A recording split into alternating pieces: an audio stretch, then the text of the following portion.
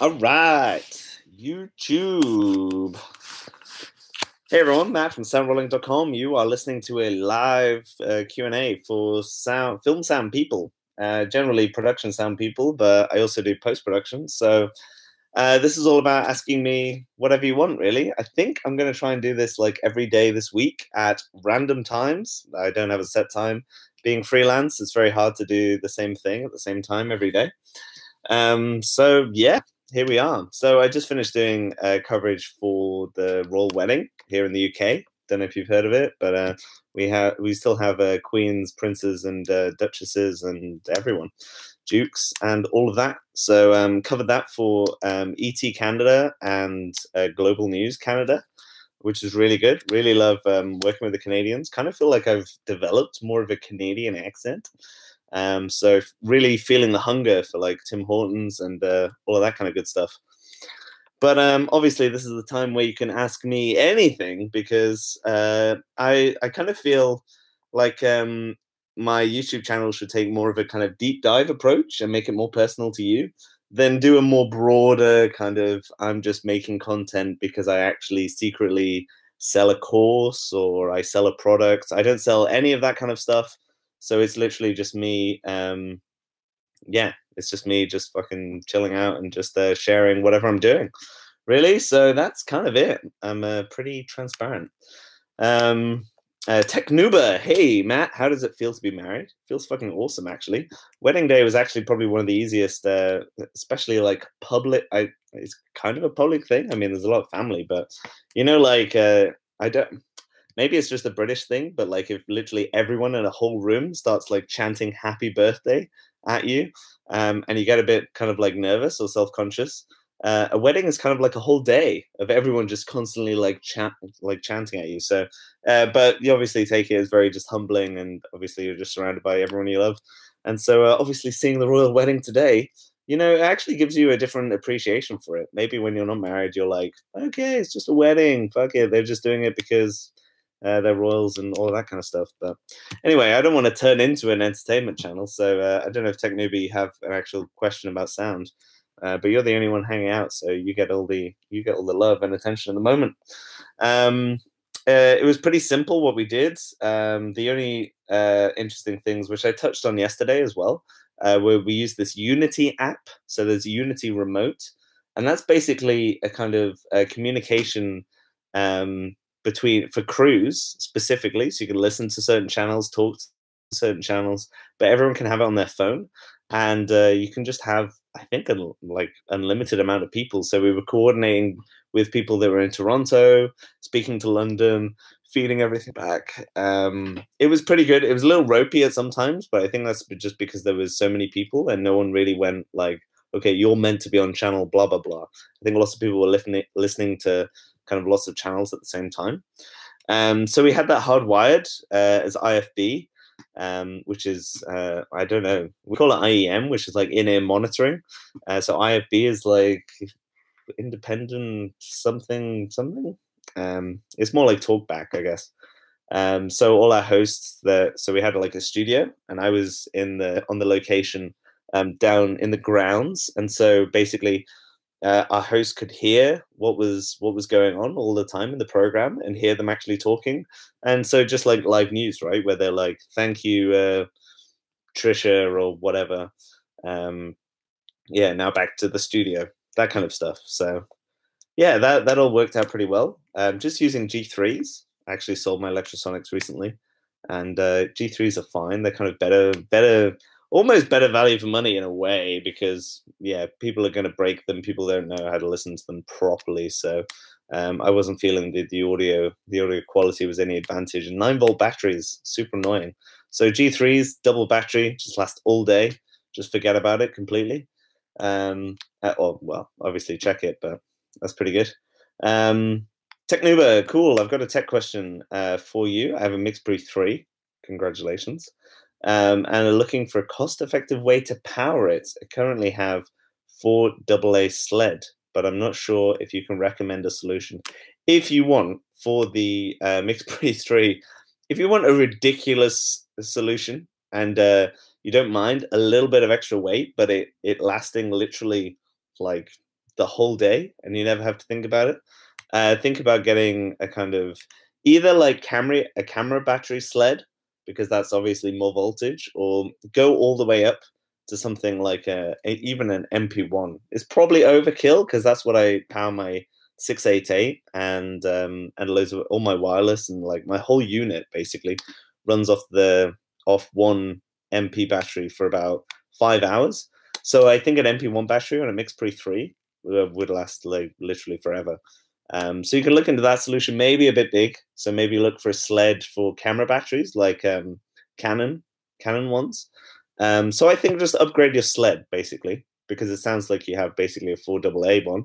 And that's always good to have as a backup as well. So definitely don't kind of sell that sled, keep that. And then you always know that if you're in trouble, you can just whack 4AA batteries in and you're probably good for a couple of hours. Out of interest, how long do you get at the moment, and how long would you be looking to roughly achieve? Because then maybe I can get more specific. Cornell, hey Matt, how would you approach gathering audio for a wedding ceremony, e.g. civil? Interesting, because I had a civil ceremony in a way of just going to like the town hall. And I would say that you kind of want to mic both people. And then what you will be able to do is you'll actually be able to, because generally we face the person who's like giving the ceremony while they're talking, and then we face each other while we're like giving vows.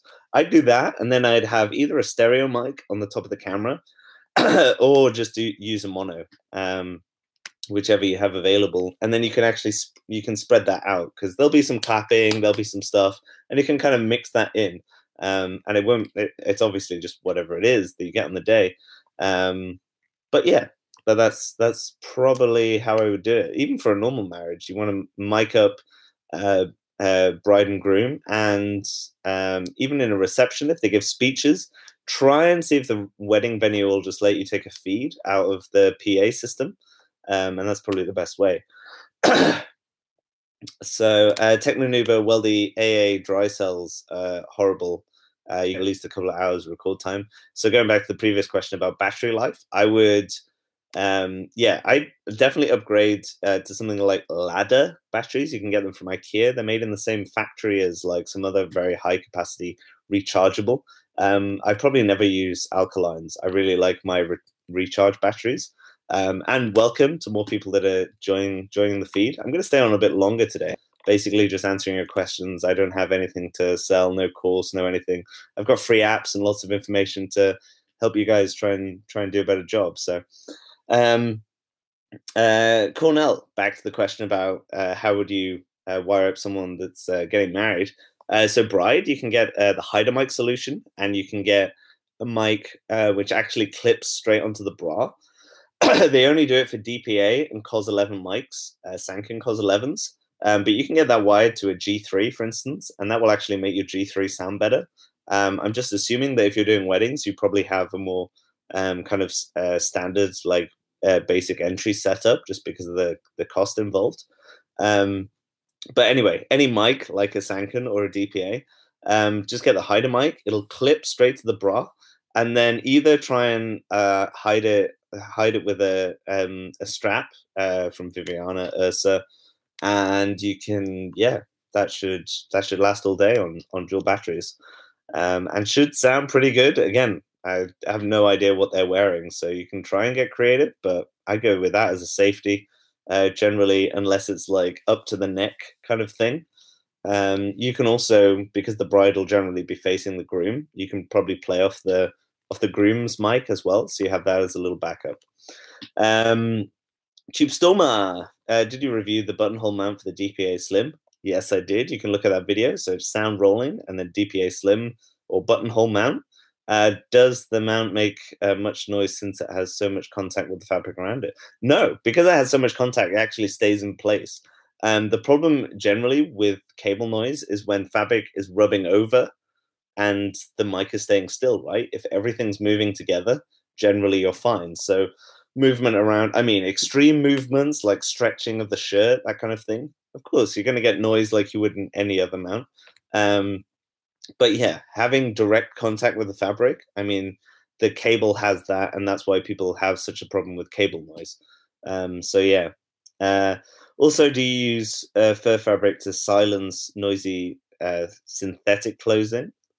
Synthetic clothing.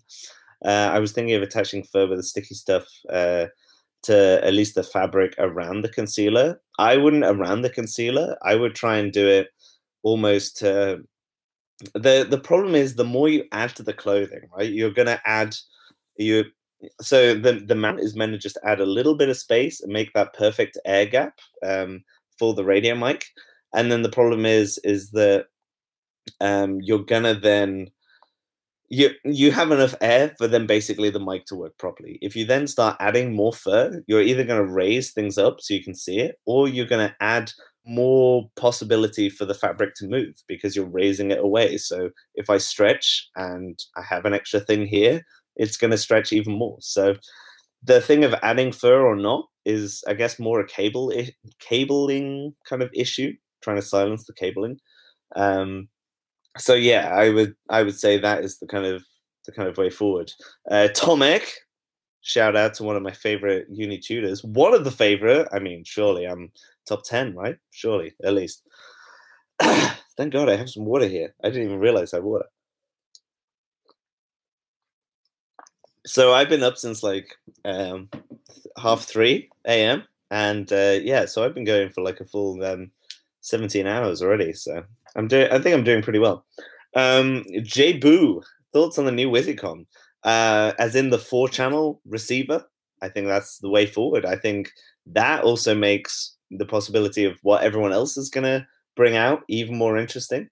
I think if you have, for instance, a 688 like I do with the SL6, and then you have 4 transmitters, you can technically fill a whole 688 with 12 channels of radios without any problem. And then you could obviously daisy chain that. So I think the possibilities for that in terms of working with the sound devices kind of workflow is really, really powerful. You're effectively getting something like the Zaxcom RX12, but already integrated and in a kind of smaller pattern. So yeah, oh JBoo, you just got the 6AA and 6L SL6. Yeah, I love it too. It's pretty heavy. UG Flufter, I can't even read it. You guys can see the live chat live, I hope, on the replay. But 688 versus 788T, a pretty classic question.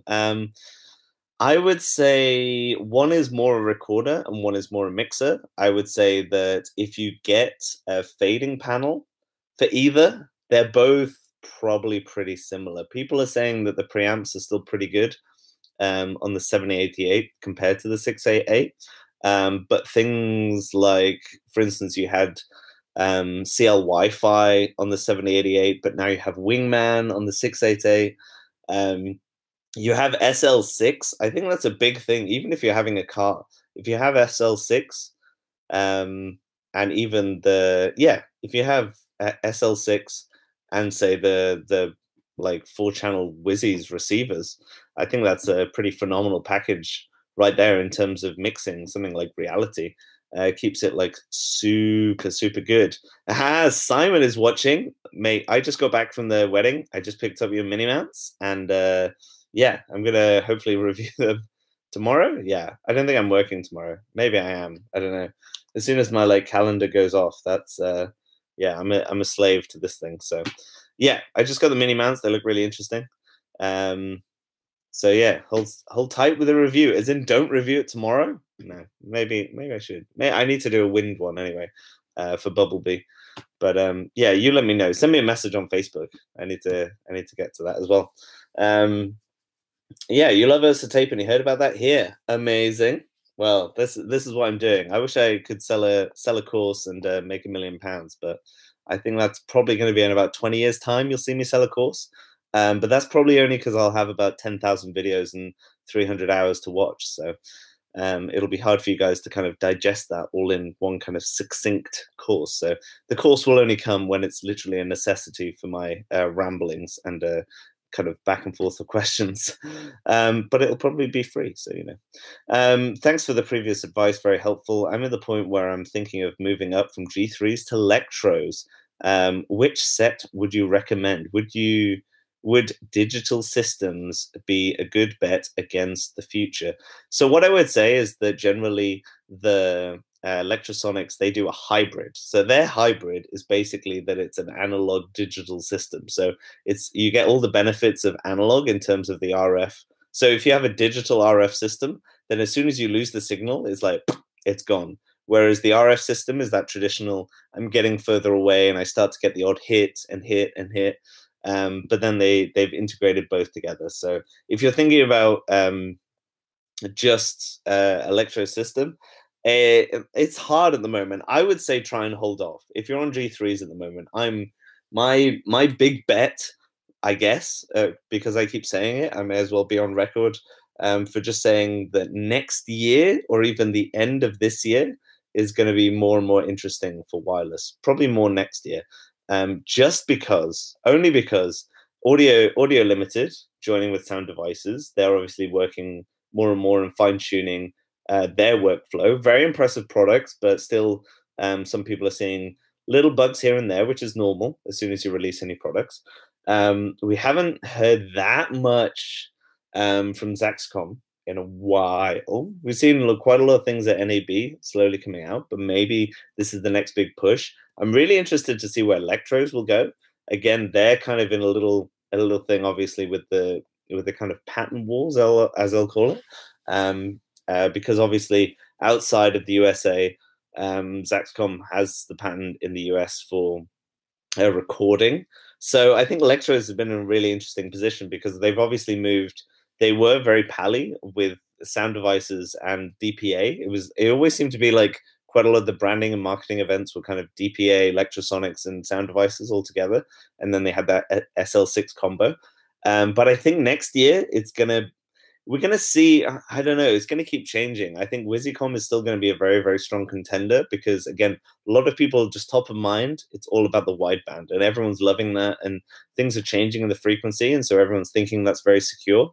But again, the wideband is very good for the receivers, but the transmitters obviously have to have a shorter range. So it's really interesting to see where they go. Maybe you go with an SRC because that's 3 blocks of electrodes. It depends where you are in the US as well.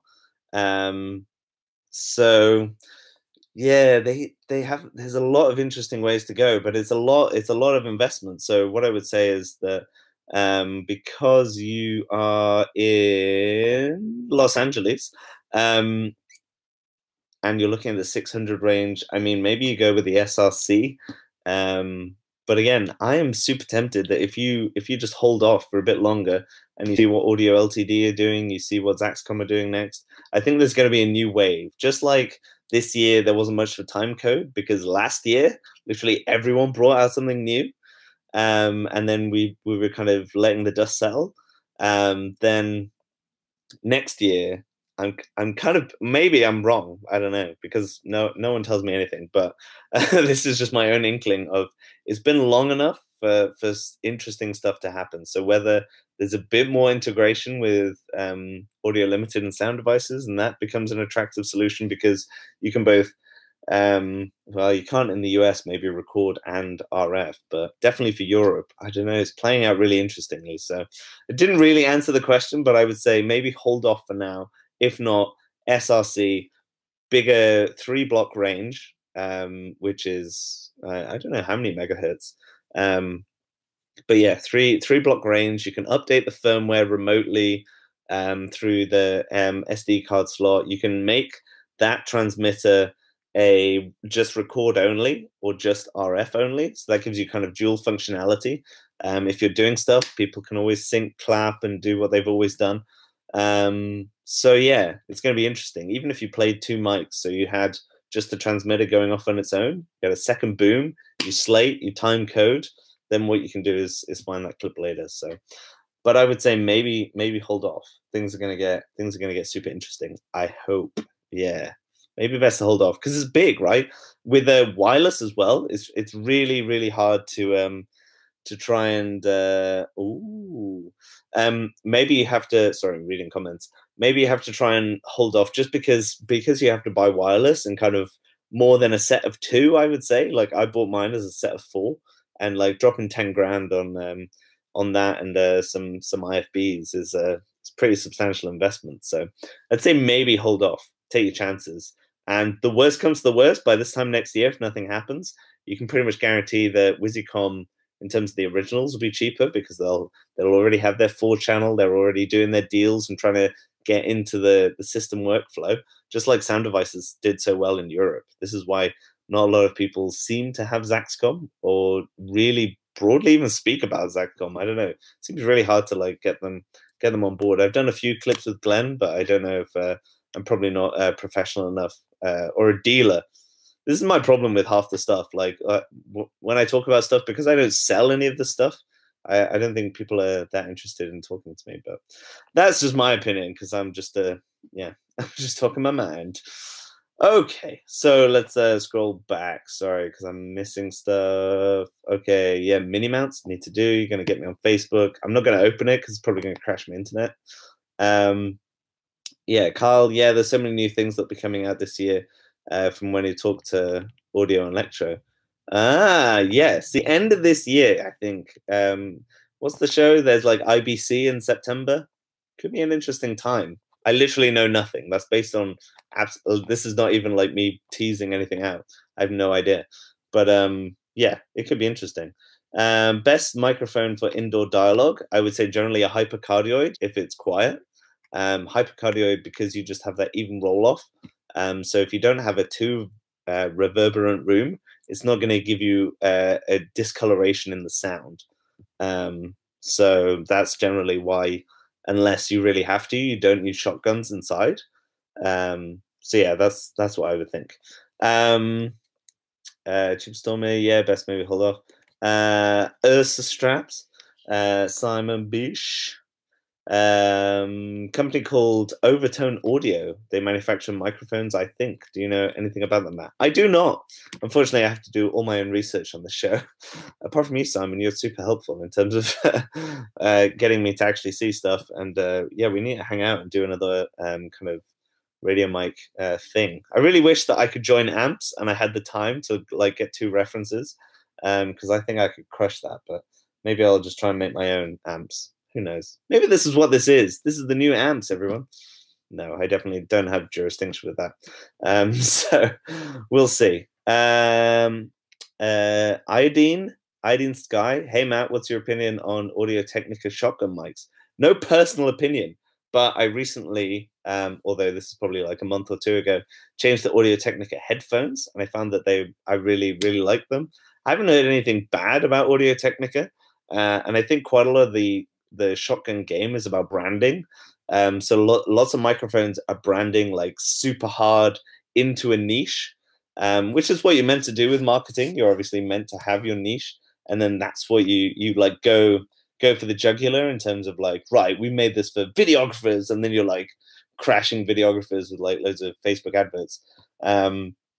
But yeah, so Audio Technica, it's just kind of a company that's just there. So I don't think anyone really has strong opinions about them. But I'm sure they make good microphones. Maybe they use them more in TV. You also find that some brands are more used in different circles than others. So sometimes, yeah, broadcast shooting, everyone's using like the ET Canada, they're all Sennheiser kits. Obviously like higher end than G3s, for instance.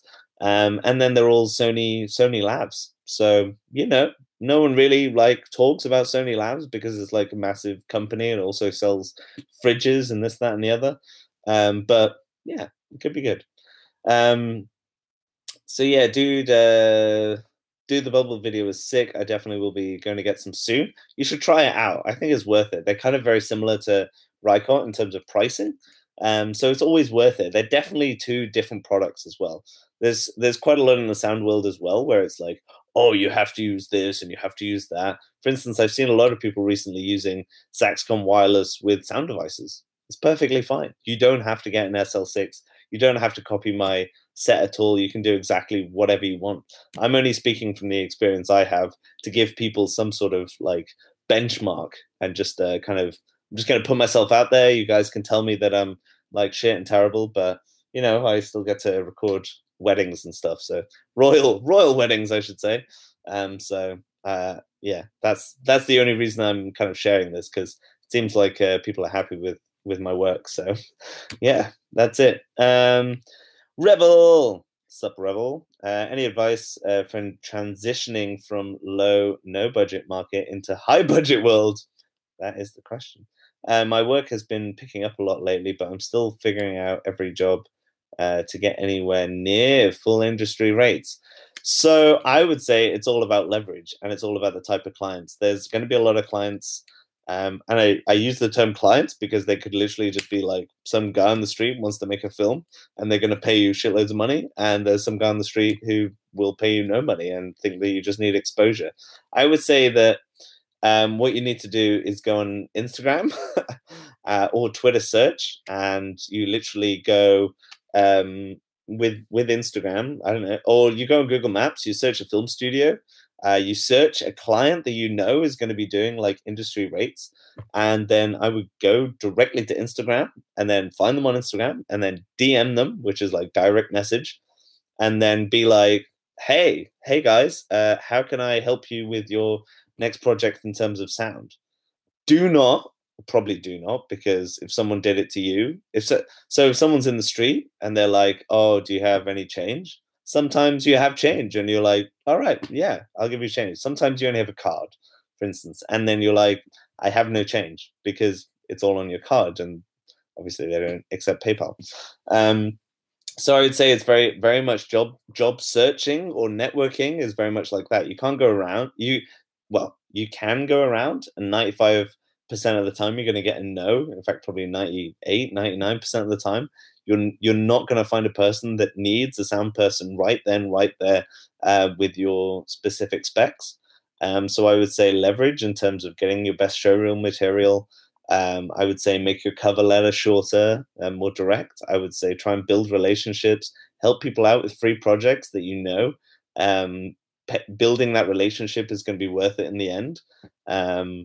So yeah, for instance, I know one guy, he's actually going back to school, but he's going to like do a short film course because he wants to do more scripted stuff. And so I'm perfectly happy to do kind of free post-production for him in terms of his like little short film, because I know that he's already worked on bigger stuff and he has good connections. So it just makes sense that if I can help him be even more successful, then he's going to give me the crumbs of that. So that is kind of the broad answer to the kind of moving up in the market. But it's also just a very natural thing.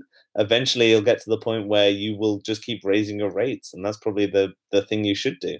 If you feel like you can't deal with that rate, just in the next job, just ask for 30% more, and then just keep doing that. Even ask for 10% more.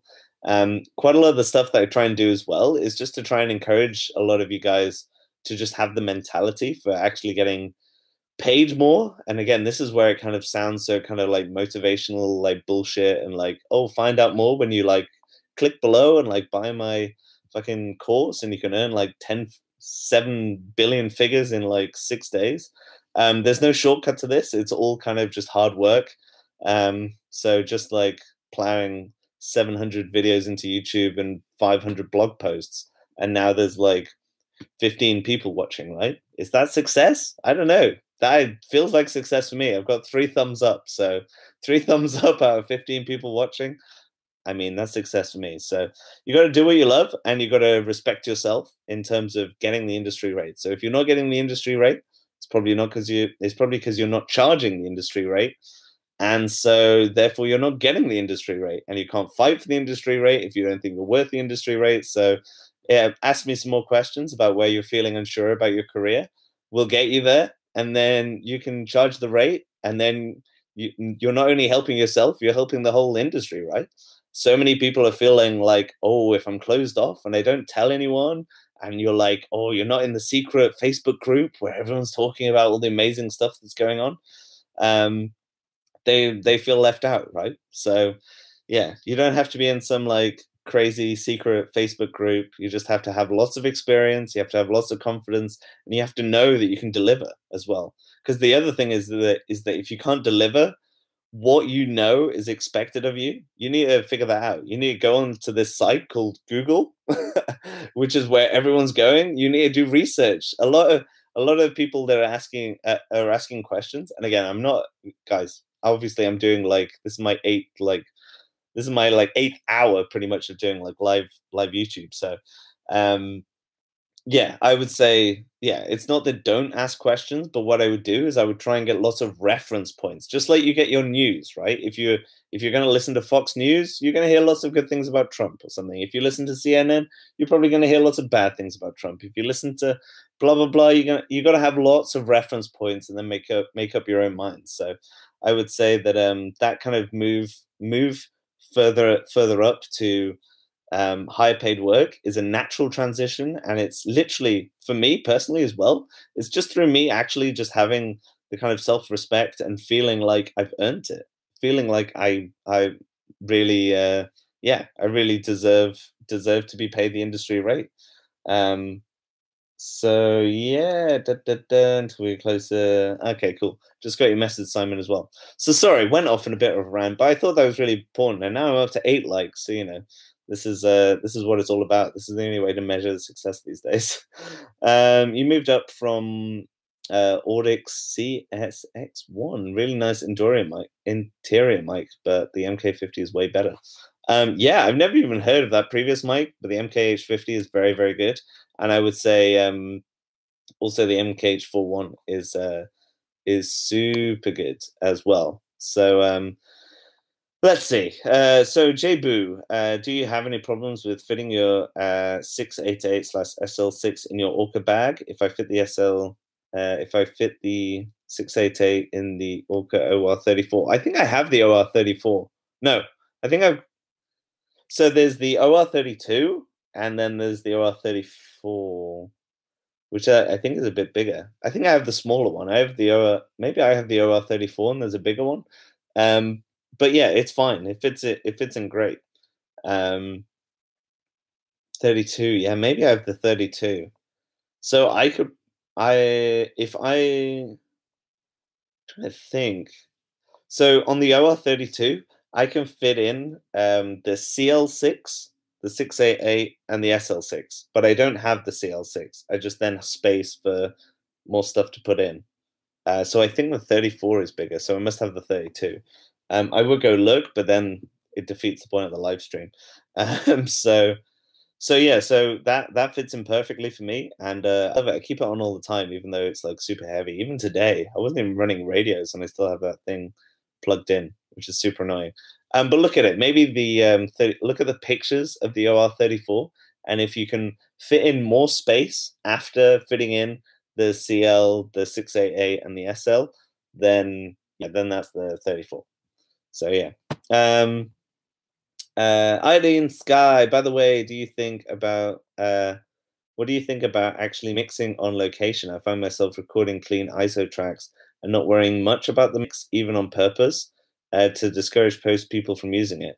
So I wouldn't do that. I would say, so for instance, today, all my stuff is no ISOs. So I have lots of inputs, but I'm literally just mixing. I'm mixing straight to camera that's being beamed straight to Toronto, and then they're just cutting that live. So I just have to get that right. I would say that you need to try and mix as much as possible, but I would also say that if you're doing one-man band and you're booming, you can only either boom or you can mix. Those are your options. You can't mix and boom successfully at the same time unless you have some auto mix kind of setup. And discourage, as far as like this discouraging post people from using it, they won't use it. The person that will use it will be the editor. And the problem that you have by not having even a mix track is that you're actually getting the editor to mix it, and then that editor just passing that on to the post people, and then those post people not having the right stuff and thinking that you've just mixed a terrible track. So I would say that, yeah, don't do that on purpose. If you want to elevate and again have more leverage in your job, you want to provide a really, really good mix. So yeah, Add a new plus circle stuff for the packet.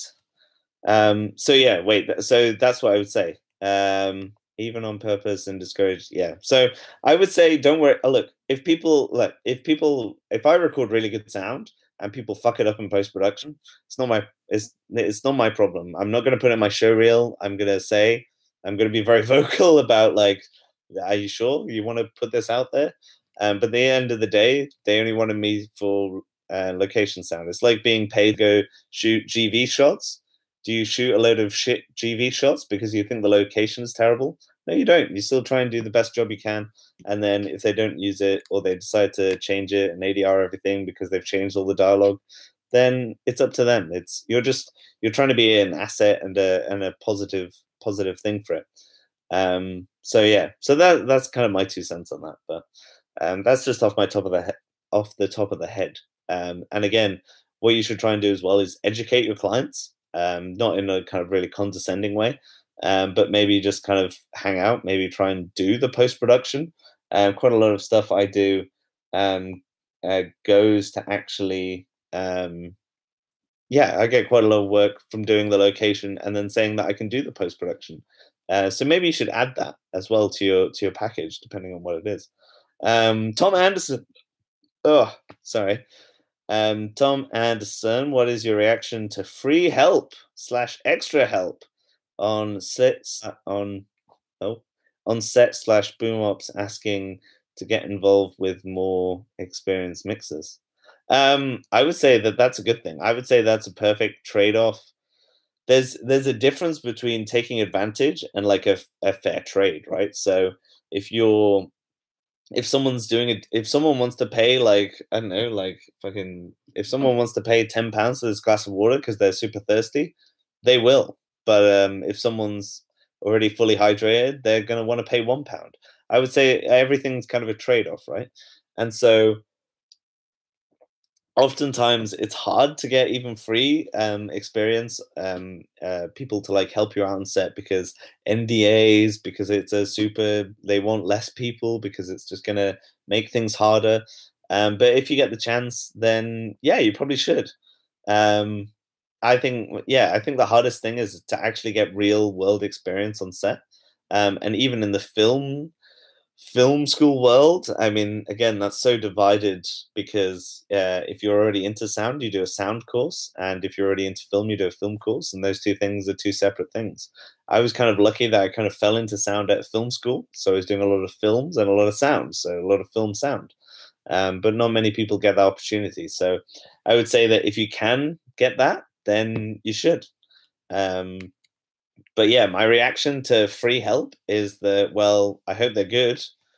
Generally, also, I don't get a lot of stuff when if someone's just, I want to come help. I'm a bit kind of, I guess, not OCD, maybe a bit of a just control freak in terms of like, well, yeah, you can come like watch if they let me even have you on set, but maybe I won't let you do anything because if you mess it up, it's on me. So that's why, again, doing the YouTube channel and stuff like that is it feels kind of more natural for me, and then people can go out and make mistakes on film sets. So I would say that you recommend that those people go to film schools and just if they're willing to work free for you, I would say that they should make a hell of a lot more mistakes on their own and then come for you for kind of final finessing, and when they can actually offer more. Because actually you can end up losing stuff. Even if someone is free, doesn't mean that it's good, right? So yeah, that's kind of my rough reaction to that kind of question. Urson Strap, do you want to do it on the live stream? Simon, I think because we're 40 minutes in, I'm going to do a separate unboxing video right after this. But we can talk on Facebook because then no one's going to watch this 40 minutes in. This is just for you guys, basically. Although I will be doing live streams every day. So yeah, we'll see. I'll do a little teaser. We'll talk about it. It'll be good. And Rebel, Tom Anderson, appreciate that. Appreciate you, my man. So Rebel, thanks for your help, Matt. I've gained a lot of respect for myself and my work over the years. Sadly, the offers I keep getting are far below what I feel I'm worth, and I can only keep rejecting jobs for so long before I've exhausted my savings. Yeah, I've tried to reach out to hire clients with little luck, but thank you for your advice. I'll keep on trying. Definitely do, my man. And also, well, here's another angle then. Learn post-production and try and offer more of a suite of things to your clients. Quite a lot of the low-budget features that I do, because I'm doing the location sound, I don't mind doing the post-production sound, because I know that I'm not going to be fixing other people's mistakes. And even if I'm fixing mistakes, whether it be like story, like dialogue, like stutters, things we couldn't get, difficult locations, I already know what I'm going into. And so the post-production process is actually a hell of a lot easier for me. So I would say that try and broaden your general repertoire of stuff. Oh yes, you also do that. So yeah, I would say keep offering different stuff. Do you have time code? Like try and offer time code services. Try and offer audio in. Try and keep just try and offer even more, and then that'll naturally make you worth more as well. You can still make a decent living on low, no budget stuff if there's a lot of stuff. Tuba Storm sounds great. Would like to hear about plush fur circles. I already use soft circles with good success. You work in news, so fast solutions are what I need. Very, very good. Yeah, I will do the secret sharing in a separate video, just because I want everyone else to hopefully benefit from this. Only 30% of people that watch my videos are subscribed, so yeah, I kind of feel I should give that out there. But fur circles, slightly thicker, not so thick and bulky. So I'm actually looking forward to it. I'll do it straight after this. Don't worry, guys. Don't worry. It's gonna be good. Same thing you read for school. Shame. I'll literally do it right after this, as a live thing as well, so you can like hang out with me. Tuba Storm, okay, sounds great. Would like to hear about plush circles, do offer post sound. Okay, brilliant. And I think I've answered everything. I pretty much rattled through. If anyone else who's joined, I mean, I've got 8 people watching and 9 likes, so it's obviously more likes than people. So that means that maybe you're new here and you want to ask a question while I'm still actually live. I might try and round this out to an hour. No one is ever going to watch through this, so I'm probably maybe going to start chopping these up. How would you feel if I like chopped up some of the others as opposed to watching like 20-minute segments? Would you like it as questions like I did with sound chats? Let me know in the comments. There's always a bit of a delay in when I'm speaking and when you hear this. I think it's a minute, so maybe I have to fill quite a lot of time. I don't know. Turn off my automatic updates. Okay, so you prefer that? Yeah, I can definitely do chop them up into questions. That'd be super helpful. Okay, perfect. Well, I'll do both. I really need to go through and do both anyway. There's quite a lot. Actually, what I'm doing is referencing them and linking them up on the new blog as well. So not necessarily chopping up, but giving you the video, but playing at the right time. Watch them back on the ground, and I hope I'm doing the short videos timestamp. Yeah, okay. So what I'll do is I'll do a combination of both, and I'll use this same video, but I'll put it on the blog as the individual question, and then also provide all the subsequent questions as well within the video description. And that should hopefully please everyone, because then you can just look, you can search on the blog, and then you should be able to find the question easier, especially if I eventually get around to transcribing every single word that I've ever spoken over the past like 620 videos. Yeah, so hopefully that should work for everyone. So maybe I should round this out at about 45 minutes. I think that's pretty impressive. And it seems like everyone's doing well to stay so far, to be fair. So, all right, I'm going to call this. I've decided right now, even though there's a bit of a delay, double-sided shootout with Joe Sticky Stuff and Top Stick. Yes. How about Joe Sticky Stuff and Hippo Tape? That would also be an interesting one as well. Maybe if it's windy tomorrow. I think the rain is coming on Tuesday, because obviously it's been brilliant weather. So yeah, so we should get some wind before that. So also try the Bubble Bee and other stuff as well. Remember, if you are watching the live replay, yeah, when this is actually not live anymore, you can leave comments down below this video after it's done processing for a million years, because my internet is terrible, and hopefully my face is not too like blurry and anonymous. But until next time, guys and gals, I will see you.